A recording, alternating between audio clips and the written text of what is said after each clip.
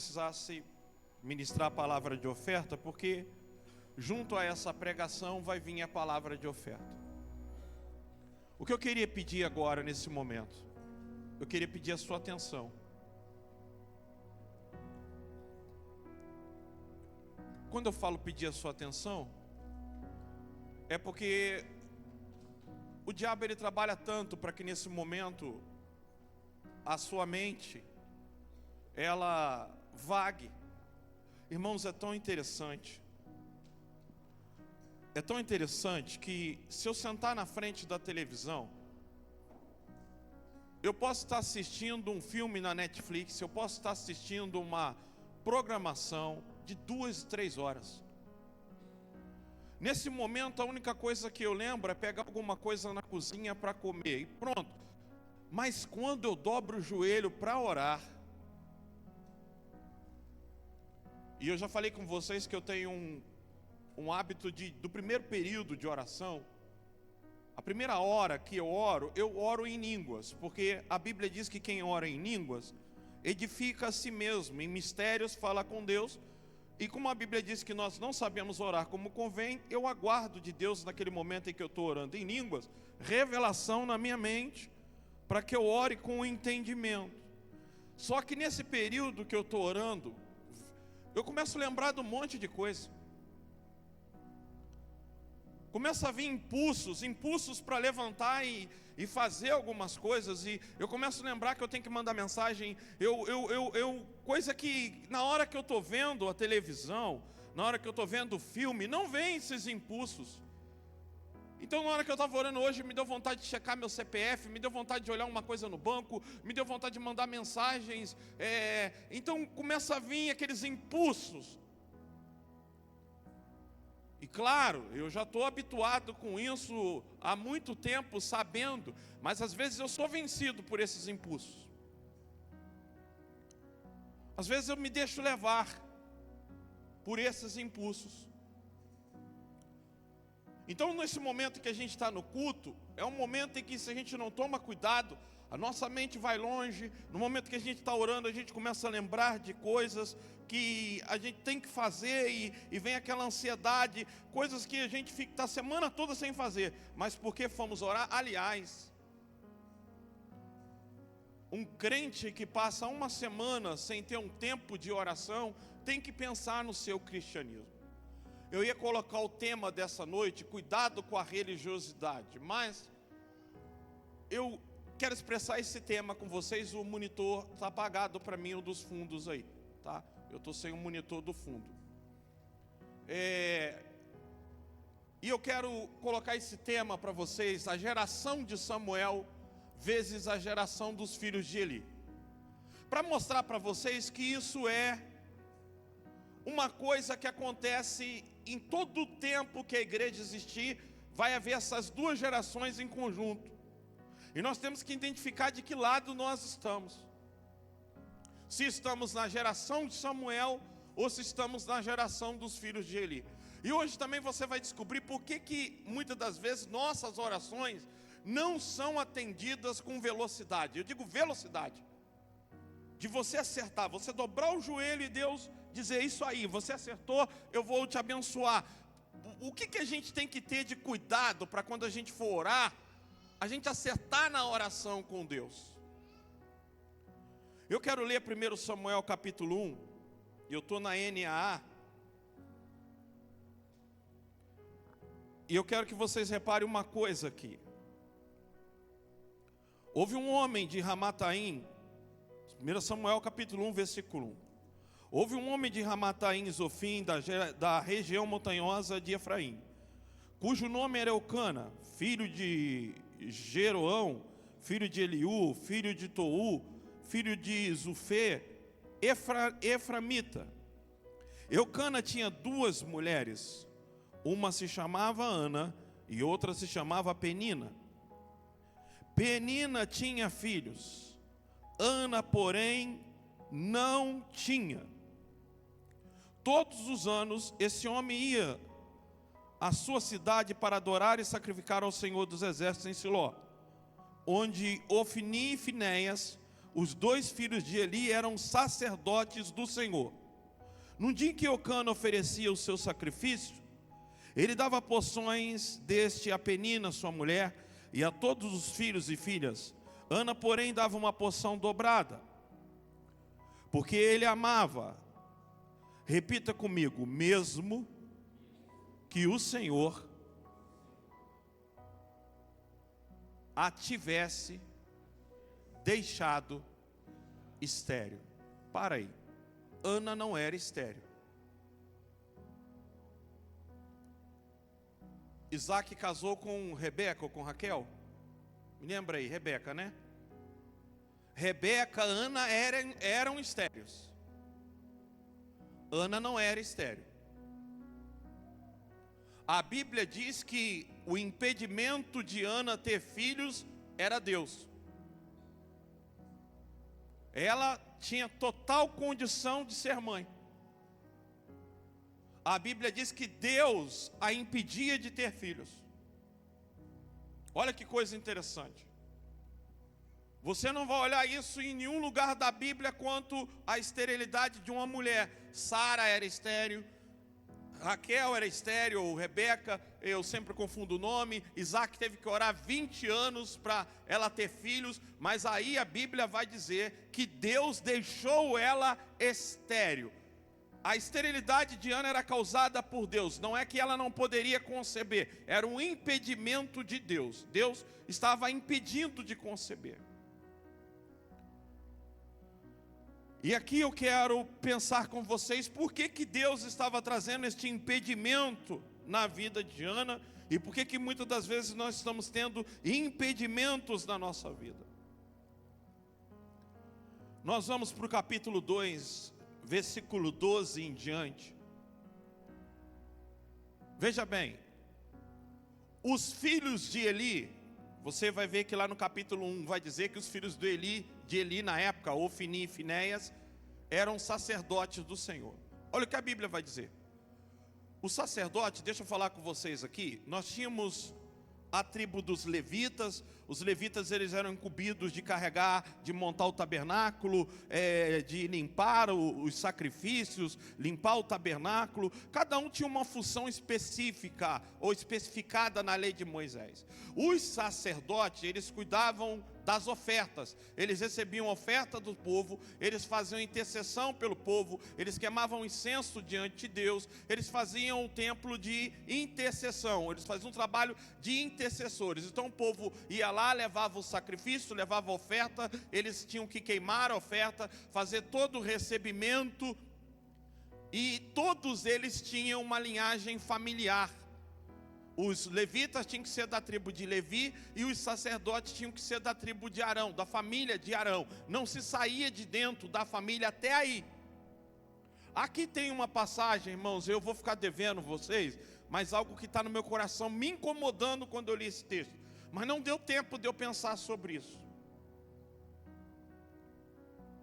Deus vai falar uma coisa aí que eu preciso entender. Isso sinceramente me incomodou um pouco, não em relação a Deus, mas eu preciso entender algo sobre esse texto, porque a Bíblia vai dizer que Deus, ele vai falar para ele assim: eu jurei que perpetualmente a sua família seria sacerdote diante de mim. Eu prometi.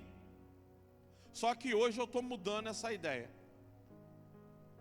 Por causa dos teus filhos eu estou mudando isso. Ele diz: a partir de hoje, quem me honrar vai ser honrado por mim, vai ser sacerdote.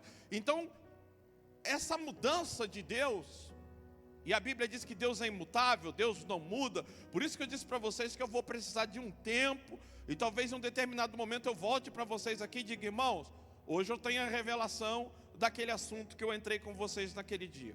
Mas isso me chamou a atenção, porque Deus vai falar: olha, eu jurei a você ali. Isso me preocupa um pouco, que pode mostrar que Deus pode nos fazer promessas, e dependendo do nosso comportamento, Ele pode retirar essas promessas. Ele pode mudar de pensamento em relação ao que Ele nos prometeu. Às vezes Ele tem um chamado, dependendo do nosso comportamento, Ele muda em relação àquele chamado.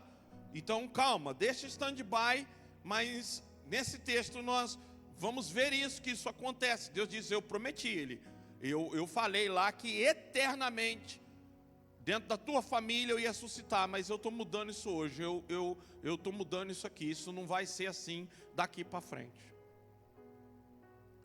Então falar dessa característica de Deus assim, é só para ficar no ar e dizer para vocês que eu fico devendo, mais para frente Deus vai permitir a gente esclarecer isso. Senão Ele não estaria deixando eu deixar isso no ar. Vocês vão lembrar quando eu retomar esse assunto com vocês. Aí o que acontece para vocês entenderem? Deus até tolerava, irmãos, porque o que acontece? Os caras não tinham como escolher ser sacerdote, os caras nasciam sacerdote. E o trabalho deles, eles não podiam escolher o trabalho deles, eles tinham que trabalhar no templo. Então você vai ver que Isaías, ele era um profeta, mas ele era sacerdote, e ele começou o seu ministério, e ele foi conhecer a Deus, só no capítulo 6 que ele foi ver a Deus. No ano que morreu o rei Uzias, eu vi o Senhor, mas ele já estava exercendo o ministério. Então para Deus era até comum isso, que ele entendia que alguns filhos nasciam, começavam pela religiosidade, começavam pelos afazeres, era como se fosse um emprego. Eles começavam a fazer aquilo ali como se fosse um trabalho. Porém, Deus esperava que em um determinado momento, este trabalho e este emprego virasse algo de temor, e que a pessoa conhecesse a Ele e passasse a honrar a Ele. Então Deus dava tempo, mas Deus sabia. Olha como é que Deus é misericordioso, porque Deus vai falar para Eli, Deus vai falar com ele lá na frente, porque você não os repreendeu, porque você não os corrigiu, não foi enérgico. E Eli é engraçado, Eli era um baita de um líder, mas com os filhos dele ele frouxava a mão. E ali é uma situação, vocês vão perceber agora, interessante, nós vamos aprender alguns princípios aqui, porque a Bíblia vai dizer, os filhos de Eli eram homens malignos, e não se importavam com o Senhor. Outra tradução vai dizer, e não conheciam o Senhor. Não conheciam o Senhor. Olha lá, ó. Então veja que eles eram sacerdotes, eles recebiam as ofertas, eles faziam sacrifício pelo povo, cuidavam da vida do povo, mas eles não conheciam a Deus. Era algo profissional. Nós precisamos entender que em nossos dias, irmãos, muita igreja foi aberta como negócio. Muitos pastores têm o púlpito como uma profissão.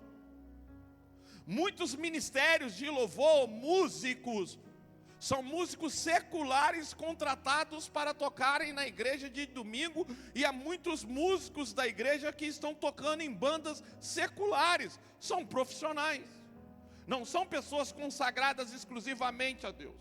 Nós temos muito técnicos de som que faz som para a igreja e faz som secular para o mundo. Então essa geração de Eli, essa geração de profissionais que sabem entrar no templo, esses caras chegam aqui, eles dão até aula para a gente de comportamento. Nós vimos um dia naquele negócio de moda lá, de transformação, onde o cara que era gay e a mulher, eles pegavam a roupa da pessoa e ensinavam a vestir, esqueci o nome do programa, o cara que era homossexual corrigindo a mulher. Isso não é roupa de ir na igreja, isso não é roupa de frequentar o culto. Observe que muitas das vezes os profissionais, eles são até melhores do que nós que somos crentes, porque eles aprendem sobre comportamento, como se comportar, como é o comportamento religioso, eles olham para a Bíblia. Então é capaz deles chegarem aqui e deixar esse ambiente mais parecido com o santo do que nós, mais puro profissionalismo. Podemos contratar uma auditoria e chegar aqui, deixar o ministério de louvor, deixar a igreja, deixar vocês vestidos de um jeito, que essa igreja, ela pareça realmente uma igreja santa, e que tudo que estamos fazendo aqui é santo, aprendendo o jeito de falar, o jeito de se comportar, o que não fala, como se proceder diante das pessoas, como ter uma postura diante das pessoas. Então, naquela ocasião não tinha o que se fazer. Se Eli era sacerdote, os filhos deles tinham que ser sacerdote. E assim começaram. O problema é que a Bíblia vai dizer que eles não se importavam com o Senhor, ou eles não conheciam a Deus. Então observe você, que uma pessoa pode entrar para a igreja, pode se converter, pode se tornar um ministro de Deus, pode pregar o evangelho. Aliás, lá na Finlândia, o governo paga para a pessoa ser pastor e pregar na igreja, e muitos são ateus. Muitos só fazem isso porque recebem do governo, mas não têm fé, não creem em Deus, não professam mais a sua fé. Nos Estados Unidos hoje é colocado no jornal quando uma igreja precisa de um pastor, e os pastores são contratados. Se ele se desenvolver bem na igreja, ele fica, senão ele é mandado embora e contrata outro. Então, em muitos lugares se tornou uma profissão. E aí eu quero que você entenda, porque a Bíblia vai dizer que Deus impediu Ana de ter filhos. Ela não era uma mulher estéril, ela era uma mulher que Deus estava impedindo ela de ter filhos. Agora eu quero que você entenda uma coisa. Jesus, ele disse que nós temos que buscar em primeiro lugar o reino de Deus e sua justiça. Esses dias eu estava conversando com uma pessoa, eu disse para ela: eu tenho olhos na testa, eu tenho olhos na lateral da cabeça, eu tenho olhos na nuca.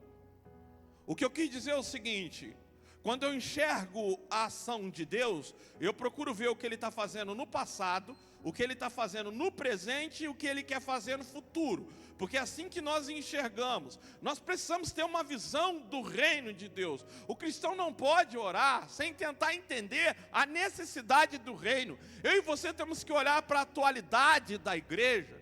E nós temos que olhar para a atualidade da igreja e pensar assim: bom, qual é a maior deficiência da igreja hoje? Onde a gente está vendo mais a igreja errar hoje? Onde está surgindo os escândalos hoje na igreja? Onde a igreja está tendo deficiência? E naquela época,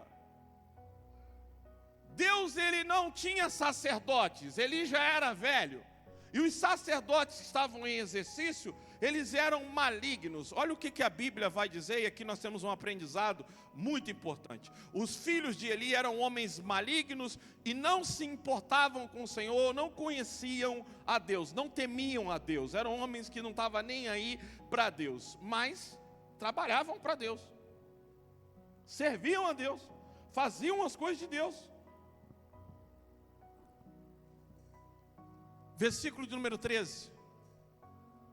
O costume desses sacerdotes com o povo era esse. Veja bem, o costume desses sacerdotes, o hábito deles com o povo era este: quando alguém oferecia um sacrifício, o servo do sacerdote vinha com um garfo de 3 dentes na mão, enquanto a carne estava cozinhando.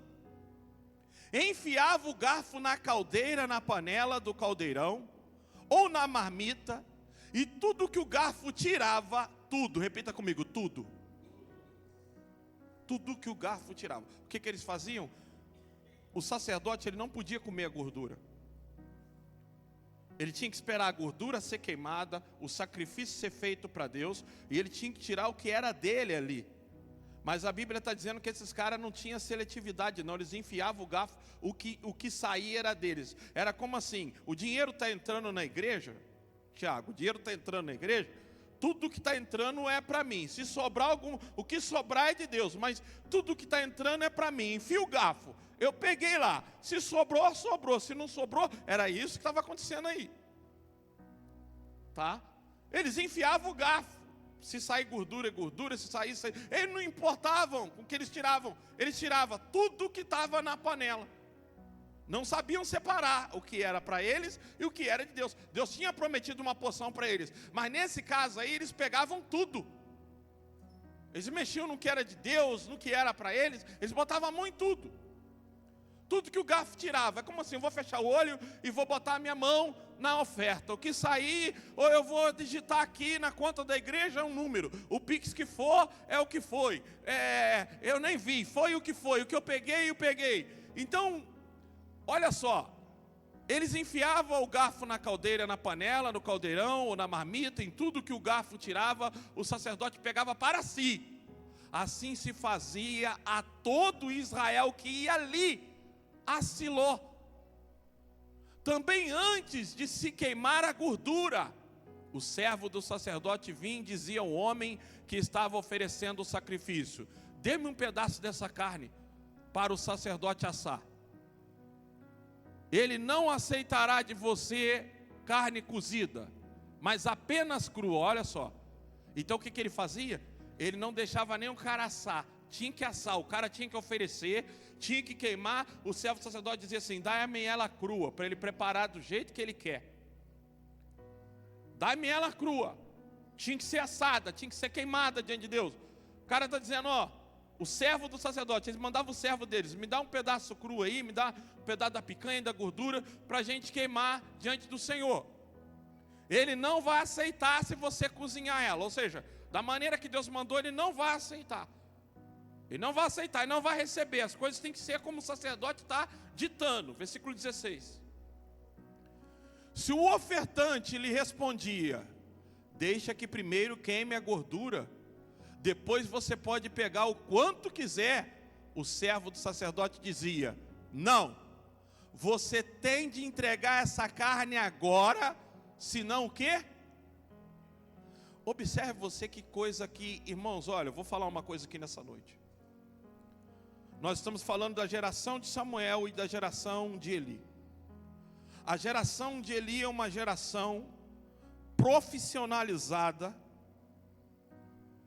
que parece com a igreja, faz as coisas de igreja, faz tudo o que parece que é do Senhor, mas não teme a Deus, não tem respeito com dinheiro, não tem respeito com a oferta, não tem respeito, usa para benefício próprio, usa para o enriquecimento, usa, mas observa uma coisa aqui que eu quero que vocês entendam: o povo não deixava de ofertar. Eu vou repetir isso. O povo mesmo, veja que o ofertante está corrigindo o servo do sacerdote. A pessoa que está indo entregar a oferta está dizendo: não é assim que deve fazer. Espera primeiro queimar. Espera, todo o povo vinha ali. Você vai ver depois que todo o povo estava sabendo desse mau comportamento. Eles poderiam dizer assim: vamos deixar de levar nossa oferta, porque lá não estão administrando a coisa direito, não estão fazendo a coisa direito. Gente, uma coisa não justifica a outra. O cara dizer que não dizima, não oferta, porque está roubando dinheiro, porque está desviando dinheiro, cada um vai dar conta da sua parte com Deus. E eles não tinham outro caminho. Eles tinham que ir ao sacerdote, eles não podiam levar o dinheiro a outra pessoa, eles não podiam levar a quem eles quisessem, eles não administravam isso, eles não davam onde eles queriam, eles não davam para quem eles queriam, eles tinham que entregar para o sacerdote.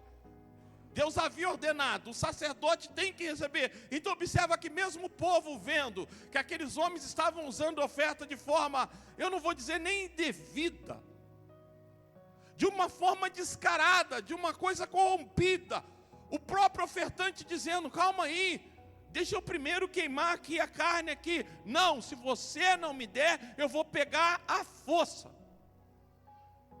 Mas o povo continuou ofertando, o povo continuou dizimando. Eu conheço muita gente que deixou de contribuir porque ficou olhando para a vida do líder.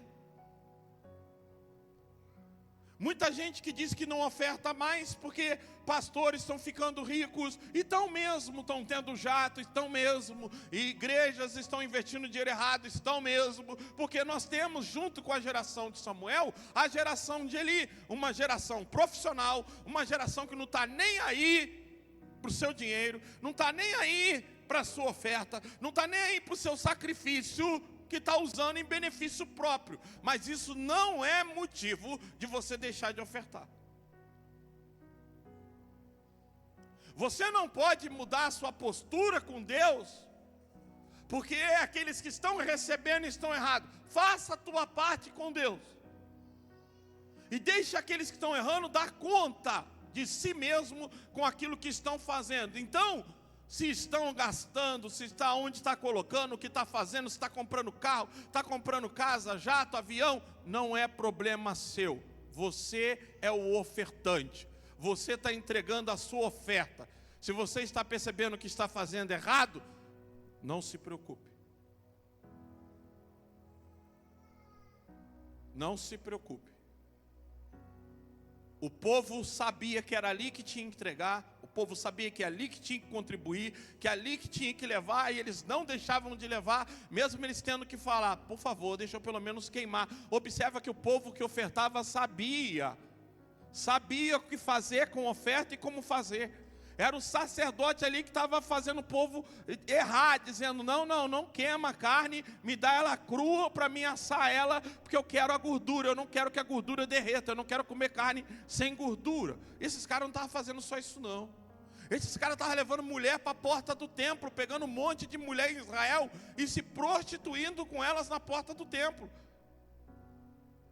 Estava mais do que vocês poderiam imaginar. Isso é para vocês entenderem que sempre existiu picareta, sempre existiu.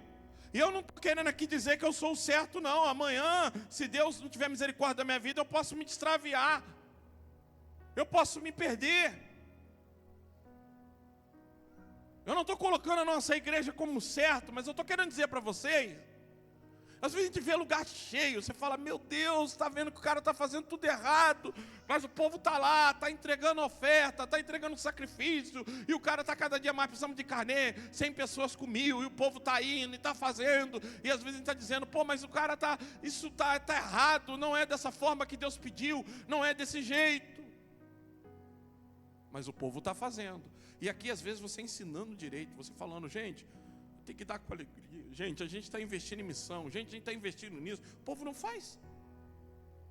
E nesses lugares onde o cara está com jato, está com avião, está com carro, está com fazenda, está com isso, o povo cada dia mais está lá nas campanhas, nas ofertas, fazendo campanha.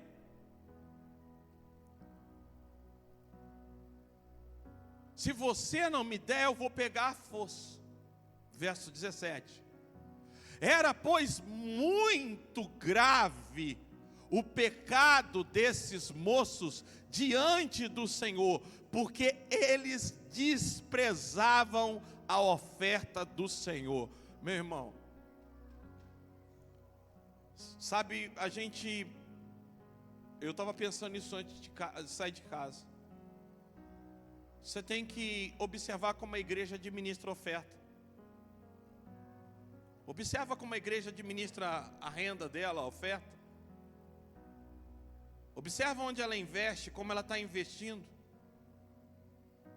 Observa. Eu não quero aqui ficar dando coisas, mas você observe a tua igreja, observa como ela investe as ofertas, os seus dízimos. Procura observar.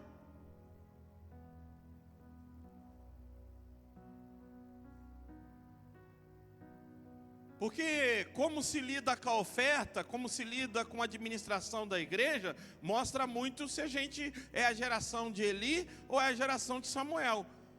Como eu lido com dinheiro, como eu lido com o meu dízimo, como eu lido com a minha contribuição, mostra muito de que geração eu sou. Como eu administro meus bens diante de Deus, como eu entrego, como eu faço, o dinheiro revela muito. Lá em Malaquias nós vamos dizer que Deus fala assim, ó: o povo se desviou de mim. Aí o povo vai dizer: no que desviamos? Deus vai dizer: nos dízimos e nas ofertas. Gente, quando a gente se afasta de Deus, a primeira coisa que nós vamos afastar é o nosso bolso, é os nossos recursos.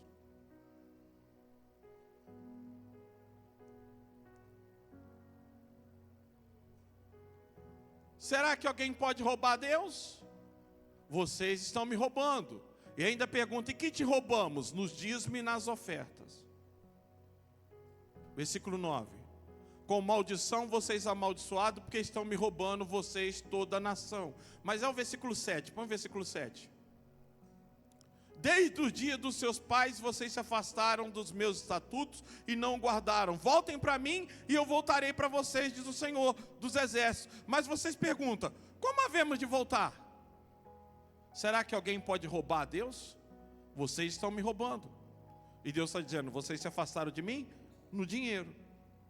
Você não administra o seu dízimo, a sua oferta, tá? Se você é membro dessa igreja, você não faz com a sua oferta o seu dízimo. Ah, mas eu estou entregando aqui, estou entregando em outro lugar, estou ajudando outra obra. Você está errado. Você está errado se você está fazendo isso. Você é membro dessa igreja, Deus te colocou aqui, é aqui que você é cuidado, é aqui que você é pastoreado, é aqui que você deve entregar a sua contribuição. Quer continuar no erro, continua. Mas é aqui, você está errando, você está administrando uma coisa que não é para você administrar. Trazer o dízimo à casa do tesouro. Tem gente separada por Deus para administrar isso. Quando você administra o seu dízimo, a sua oferta, você está errando feio. Você pode estar até com a melhor intenção do mundo, mas é de boa intenção que vai um monte de gente para o inferno, e é na boa intenção que o diabo nos engana. Deixa eu falar uma coisa para vocês, eu ia pregar sobre isso, mas eu acredito que é para me falar isso hoje. Eu não vou precisar nem ler. Presta atenção numa coisa. Satanás, quando ele quis derrubar Adão, ele não foi indireto em Adão.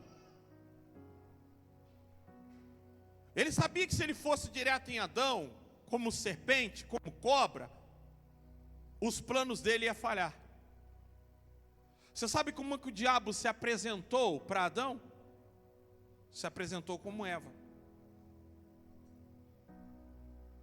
Chegou com um falar manso, um falar que era íntimo de Adão, uma voz que era conhecida de Adão, uma voz que era simplesmente mansa, uma voz suave.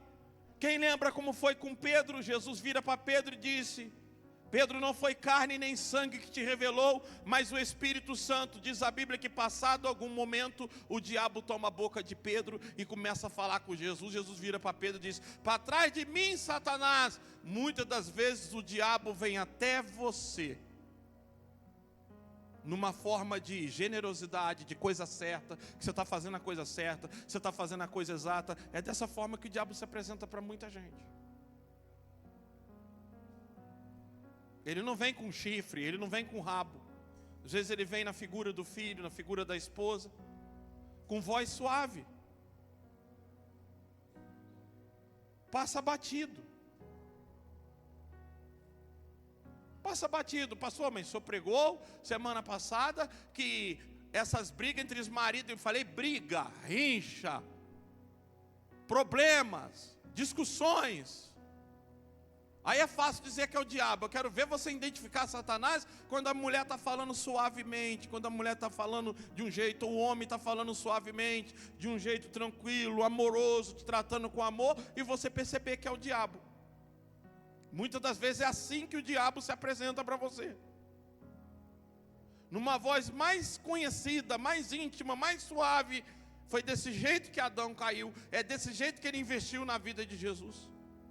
Usando Pedro. Alguém que Jesus tinha autoestima, autoconfiança. Ou perdão, confiança, tira o alto para lá. Vamos voltar lá então no texto. Os filhos de Eli eram homens. Não, pode ir lá onde a gente já estava, lá no 16, né? Versículo 17. Ora, pois muito grave o pecado desses moços diante do Senhor, porque eles desprezavam a oferta do Senhor. Samuel ministrava diante do Senhor, sendo ainda menino, vestido de éstola sacerdotal e de linho. Então para aí. Então observe que no capítulo 1 eu disse que Ana não era estéril. Deus havia deixado ela estéril. Porque Deus queria levantar um novo sacerdote. E eu disse para vocês que eu e você, quando vamos orar, nós temos que ter um olhar do reino, gente. Nós temos que olhar a atualidade da igreja. Venha a nós o teu reino, seja feita a tua vontade. Então quando eu oro, eu tenho que ter uma visão do reino. Qual é a necessidade do reino? Do que o reino de Deus está precisando. Porque se eu não tenho esse olhar, a minha oração é vazia, é vaga. Ela não está em conjunto com a vontade de Deus. Ela não está alinhada com o propósito de Deus. Aí eu estou querendo ganhar dinheiro. Mas qual é a necessidade do reino que eu vou auxiliar com o dinheiro que Deus vai me dar? Eu estou querendo uma família, mas qual é a necessidade do reino de Deus? Até que a Bíblia diz que Deus manteve Ana estéril, até que ela entrou no templo, e olha, Penina, a Bíblia diz que Penina tinha filho, sabe para quê? Para competir.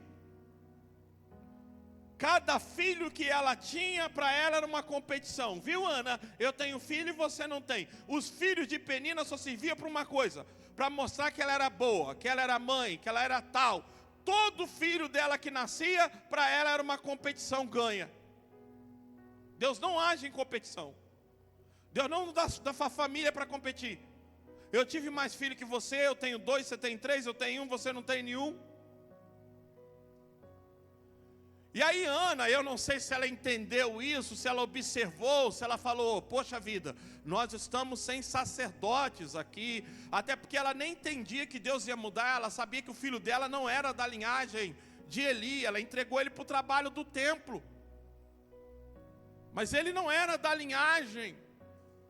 Mas ela simplesmente fez uma oração. Quando ela fez a oração certa, quando ela, eu não sei, já disse, se ela olhou para isso ou se ela não olhou. Eu sei que quando ela entrou no templo, ela disse assim, Senhor, se me deres um filho, eu o darei ao Senhor, para que sirva o Senhor no teu templo. Navalha não vai passar na cabeça dele, ele não vai cortar o cabelo nunca, ele será consagrado a ti. Foi ela fechar a boca.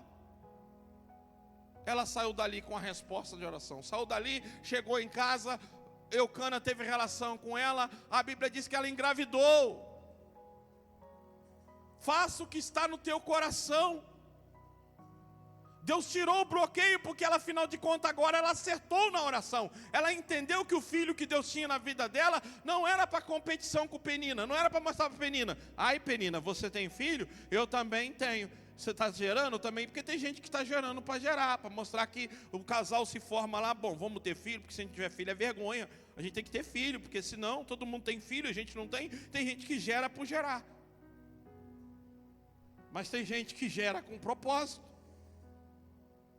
Quando Ana entendeu que a necessidade do reino era alguém que fosse para a casa de Deus, quando ela fez essa oração e disse, se me deres um filho, e ela entende que não é para concorrer com Penina, não é para dizer, Penina, eu também tenho um filho, não é para a sua própria glória, mas é para o reino de Deus. Ela ora e diz, eu te darei. Deus disse, agora você entendeu a necessidade que eu tenho. E é lá onde está Samuel. Enquanto os dois estão se corrompendo, Samuel ministrava diante do Senhor, sendo ainda menino, vestido de éstula sacerdotal.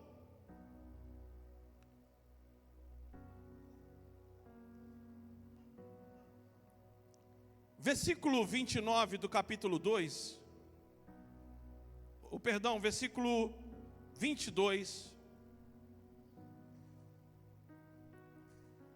do capítulo 2 de Samuel. Ele já era muito velho e ouvia tudo que os seus filhos faziam a todo Israel, e de como se deitava com as mulheres que serviam à porta da tenda do encontro. Entenda, eu vou falar, o povo estava levando oferta, sabendo que eles estavam comendo daquilo que era de Deus, gastando aquilo que era de Deus, e eles estavam se prostituindo com mulheres. Então, se você deixa de ofertar, porque você diz, eu não vou dar meu dinheiro para nego gastar errado, você está pecando. O povo está lá, o povo está fazendo a parte deles. Se eu for olhar para onde que está indo o dinheiro, o que estão fazendo com o dinheiro, muito pastor do Brasil para Cristo não dá o dízimo dos dízimos, não devolve. Essa igreja, além do dízimo dos dízimos, ela contribui com 5% do caixa regional, mais 3%, mais 1% para a missão, 16% todo mês. Fora R$2.900 que nós temos de compromisso missionário. Estamos pagando som, e Deus o sabe. Eles estavam deitando com mulheres, então observa. Mas olha a paciência de Deus. Deus esperando, o que Deus estava esperando? Vamos continuar lendo. E disse-lhe, por que vocês fazem esta... Olha ele falando com os filhos deles. Volta o versículo 22. Ele já era muito velho e ouviu tudo que os seus filhos faziam a todo Israel, e como se deitavam com as mulheres que serviam. Então todo Israel estava sabendo, todo mundo estava vendo aquele comportamento errado deles. Aí olha o que Eli vai fazer no versículo 23. E disse-lhes: por que vocês fazem essas coisas? Pois de todo este povo, ouço constantemente falar de coisas más que vocês fazem. Não, meus filhos, porque não é boa fama essa que ouço, porque estão levando o povo do Senhor a transgredir. Se um homem pecar contra o seu próximo, Deus será o seu hábito, Deus vai o defender. Mas se ele pecar contra o Senhor, quem intercederá por ele? Mas eles não ouviram a voz de seu pai. Por quê, irmãos? Porque o Senhor queria matar eles. Eles não ouviram porque Deus disse: não, agora vocês vão ser outro tipo de exemplo para o povo. Eu vou mostrar para o povo agora então tem a hora de Deus cuidar das coisas. Tem a hora que Deus chega e diz: olha, o povo estão sendo um mau exemplo diante do povo, estão conduzindo o povo mal, está fazendo coisa errada, todo o povo está falando, vocês eram para ser exemplo, vocês eram para dar testemunho, mas vocês estão transgredindo. Deus ia os matar. Capítulo 3. O menino Samuel serviu o Senhor diante de Eli. Naqueles dias a palavra do Senhor era muito rara. As visões não eram frequentes. Veja, Deus não falava. Muito raro Deus manifestava a palavra dele. O menino Samuel, certo dia o sacerdote Eli, cujos olhos já começavam a escurecer, a ponto de não poder ver, estava deitado no lugar de costume. Também Samuel estava deitado no templo do Senhor, onde estava a arca da aliança, antes que a lâmpada de Deus se apagasse. O Senhor chamou o menino: Samuel, Samuel. Este respondeu: eis-me aqui. Então correu para onde estava Eli e disse: eis-me aqui, pois você me chamou. Mas ele respondeu: eu não chamei você, vai deitar. Ele foi e se deitou. O Senhor tornou a chamar Samuel. Esse levantou-se, foi até Eli e disse: eis-me aqui, pois você me chamou. Mas Eli respondeu: meu filho, eu não te chamei, vá deitar. Repita comigo: porém, Samuel ainda não conhecia o Senhor e a palavra do Senhor. Olha que interessante.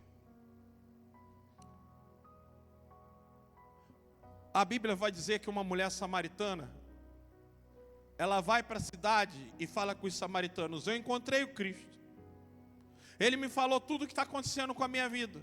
E por causa do testemunho daquela mulher, creram em Jesus. Só que eles foram até Jesus e insistiram que ele ficasse 2 dias com eles ali.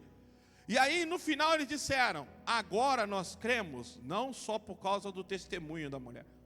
Nós pessoalmente estamos ouvindo do Senhor e nós estamos crendo do que está saindo da sua boca. Ou seja, começaram pela mulher, mas partiram mais para frente e disseram: agora não é mais pelo testemunho dela. Então muitos de nós viemos à igreja porque alguém nos convida, começamos de forma religiosa, chegamos aqui de forma despretensiosa, mas vai chegar um momento que temos que ter, como Falcone orou no começo do culto, se você estava atento, ele orou: Senhor, que muitos aqui não venham só para o culto, mas tenham um encontro com o Senhor.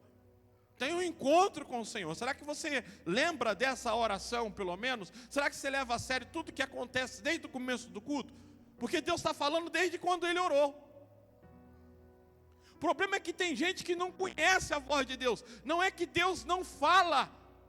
Olha o problema aí. Às vezes Deus está falando, está pensando que é a voz da mulher, está pensando que é a voz do vizinho, que é a voz do patrão, que é a voz do pastor. Olha que ele está indo lá em Eli e está dizendo: fala, meu Senhor. Então ele não está conseguindo identificar a voz de Deus, porque ele não conhecia o Senhor, e ele não conhecia a palavra do Senhor, porque ainda não havia sido manifestado a ele. Então, irmãos, nós precisamos buscar essa experiência pessoal com Jesus. A geração de Samuel é uma geração que está além daquilo que o homem fala. Sabe, eu vou ofertar porque está falando que eu não vou ofertar porque na Bíblia está escrito. Eu conheço a palavra. E a palavra diz que o que vão fazer com essa oferta não cabe a mim entregar. Agora, se eu deixo de entregar porque eu fico, porque vão fazer isso, vão fazer aquilo, irmão, você não conhece a Deus. Samuel ainda não conhecia o Senhor e a palavra do Senhor ainda não havia sido manifestado a ele. Irmãos, a geração dos filhos de Eli é a geração que, primeiro, não tem respeito nenhum por Deus, é uma geração profissional. Aprendeu a fazer as coisas para Deus. Cresceu num ambiente onde aprendeu que o certo é seguir a Deus, mas ainda não conheceu Jesus. É só ver os atos, as atitudes, o tipo de exemplo que a vida manifesta, o tipo de testemunho que dá, você percebe. Jesus disse, e a árvore vocês vão conhecer pelos frutos. Samuel ainda não conhecia o Senhor e a palavra do Senhor ainda não havia sido manifesta a ele. E o Senhor chamou Samuel pela terceira vez, ele levantou, foi até ele e disse, eis-me aqui, pois você me chamou. Então ele entendeu que era o Senhor que chamava o menino. Aqui está uma coisa muito importante também. Tem horas que Deus se manifesta, irmãos. Deus se manifesta de várias formas. Na Bíblia Deus não tem uma forma de falar. E tem hora que Deus está falando com a pessoa não está percebendo. E você tem que ensinar ela. Você tem que mostrar para ela e dizer, será que Deus não está falando contigo? Por exemplo, Deus estava falando com Jonas. Deus estava falando de que forma com Jonas? Deus estava falando numa tempestade, pô. Deus estava derrubando um barco. Deus estava gerando como chama quando o barco vira? Naufrágio. Deus estava gerando um naufrágio. Era Deus soprando aquele vento. Deus estava naquela tempestade. Só que a Bíblia vai dizer que quando Deus vai falar com Elias, ele não estava no terremoto, ele não estava na tempestade. Aí soprou uma brisa bem fraca, tranquila. Aí veio a voz do Senhor. Observe que o tom da voz de Deus é uma coisa interessante para algumas pessoas. Tem gente que precisa não só ouvir a voz de Deus, mas a frequência para ele tem que ser regulada também. Olha que coisa interessante. Deus tem uma frequência para cada um. Deus tem uma maneira de falar com cada um. Tem gente comigo. Deus falou sobre o dízimo comigo no medo. Tem gente que Deus chama na doença. Tem Deus que fala através de uma coisa. Deus fala através de uma briga. Mas você tem que ser sensível. Alguém tem que chegar para você e dizer, não é Deus que está querendo falar contigo, não. Não é Deus que está agindo nisso aí. Será que não foi Deus até hoje? Será que você não percebeu ainda? A Bíblia diz que por 3 vezes Deus o chamou. Mas Eli teve que chegar para ele e dizer, meu querido, você não está percebendo que Deus está falando com você? Quantas das vezes nós temos que chegar em alguém e dizer, meu amado, Deus está falando contigo. Essa situação é Deus que está gerando. Deus está querendo te chamar, Deus está chamando a tua atenção. Então ali você vai ver que a diferença na vida de Samuel é que agora ele vai se tornar um sacerdote do Senhor, apesar que a Bíblia vai dizer que lá na frente os filhos de Samuel também, o povo vai dizer, você reinou sobre nós, seus filhos não seguiu o mesmo caminho que você seguiu. Samuel também nessa área, ele fraquejou, mas a Bíblia vai dizer que Samuel desde pequenininho já começou a conhecer a Deus. Ele não é um profissional, ele é alguém que sabe ouvir a voz de Deus. Ele tem revelação, ele tem visão, ele tem um chamado de Deus. Então nós sempre teremos essa geração junta. Nós temos a geração que se tornou profissional, que entrou para o Evangelho como fonte de lucro. Paulo diz, muitos veem no Evangelho fonte de lucro, e porque se você quiser tirar dinheiro das pessoas. Esses dias alguém virou para mim, eu não vou falar o nome, Fernando escutou e disse assim, André, você precisa fazer umas campanhas aí nessa igreja. O Brasil para Cristo é muito de campanha. para encher essa igreja. Faz umas campanhas aí. E dá certo, irmão. Se você começar com campanha da família, campanha da vitória, campanha disso, campanha daquilo, daqui a pouco está lotado. Começa a trazer pregador de fora, começa a colocar gente diferente, traz cantor, lota a igreja. O problema, meu irmão, é que essa igreja está indo para onde? Está vivendo para quê? Para qual propósito? Está vivendo para si? E aí você vai ter um monte de gente na igreja, mas tudo interessado nos seus próprios problemas, suas próprias dificuldades. Vai estar cheia a igreja. Vai estar até arrecadando até mais. Muito.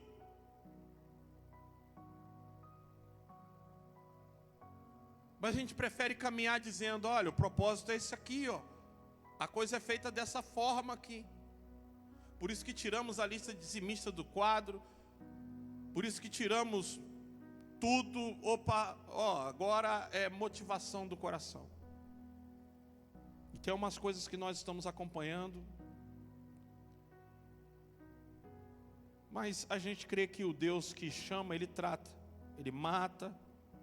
Ele põe uma doença. A Bíblia diz que aqueles que não têm discernimento do corpo de Cristo vão ficar doentes, vão perecer. Então, algumas pessoas a gente deixa na mão de Deus sofrer as consequências dos seus atos, dos seus erros.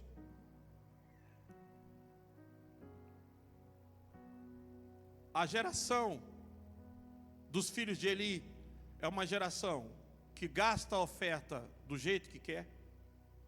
Compra carro, compra fazenda, compra avião. Pega tudo para si, deixa sobra, se sobrar, sobrou, se não sobrar, não sobrou. Mas nós temos que continuar entregando nossas ofertas, nós temos que continuar entregando nossos dízimos, não cabe a nós administrar isso. Se estão gastando errado, o povo fazia a sua parte, entregava onde tinha que entregar. E a geração de Samuel é aquela geração que Ana, que tem aquela visão, é aquela geração que olha para o reino, é aquela geração que fala assim, como eu estou pedindo isso para mim, se eu estou vendo que no reino de Deus está faltando isso, se na igreja está faltando isso, então eu como é que eu vou pedir? Senhor, me dê um filho que seja instrumentista, me dê um filho que seja pastor, me dê um filho que tenha o chamado missionário, me dê um filho que seja presidente desse país, me dê um filho que seja um governador justo, me dê um filho. Ele começa a orar pelas necessidades. Então ele ora com um propósito baseado na necessidade do reino.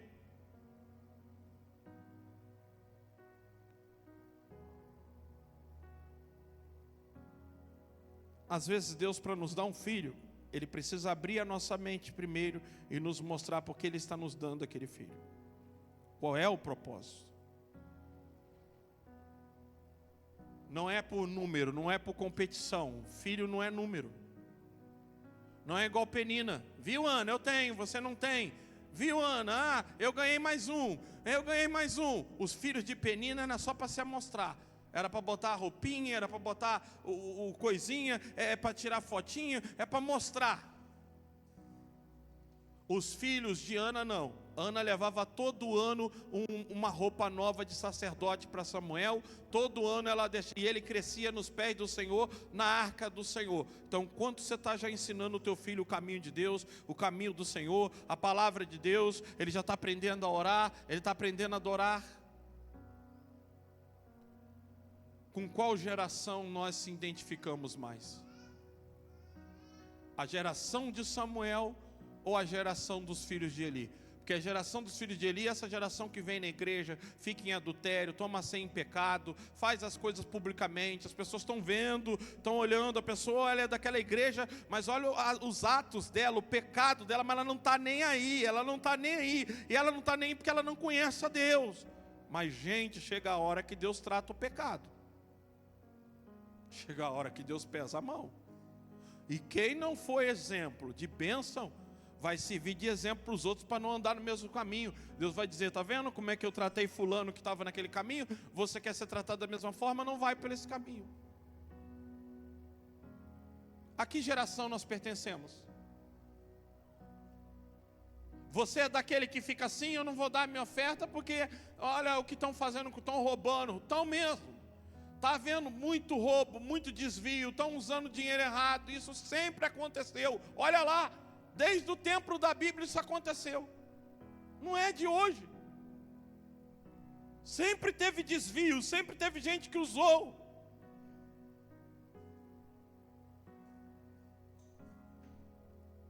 De forma errada. Sempre. Desde aquele tempo tinha isso. E ali como é que você vai fazer? Ali, olha ali estava claro, todo o povo via. Eles estavam se prostituindo, as mulheres que trabalhavam no templo, eles passavam cerol em tudo. A carne eles pegavam antes de queimar, mas o povo continuou. Gente, Deus trata, Deus arruma as coisas. Não sai da tua posição de crente, não fala eu estou deixando de fazer minha parte porque o outro não faz. Cada um dá conta de si mesmo a Deus. Cada um sabe a sua parte. Faça a sua parte de ovelha, deixa o pastor e aqueles que administram fazer a parte dele. Mas cuidado com as suas boas intenções.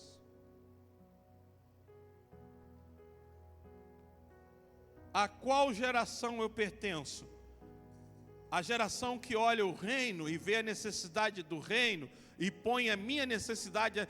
A Bíblia diz: busquem o reino de Deus, as demais coisas vos serão acrescentadas. Quando Ana foi e falou que Deus estava precisando: se me deres um filho, Senhor, não é para esfregar na cara da Penina, não é para mostrar para os outros que eu tive a minha vitória, não é para dizer para os outros que eu também sou, o quanto eu fui, não, Senhor, é para o Senhor, é para a tua glória, é para o teu nome, é para o teu louvor. Vai servir ao Senhor. Esse é o propósito. Ela por muito tempo ela ficou se sentindo envergonhada, humilhada, mas chegou uma hora que ela acordou, ela entendeu. Não, Senhor, se me deres eu te darei.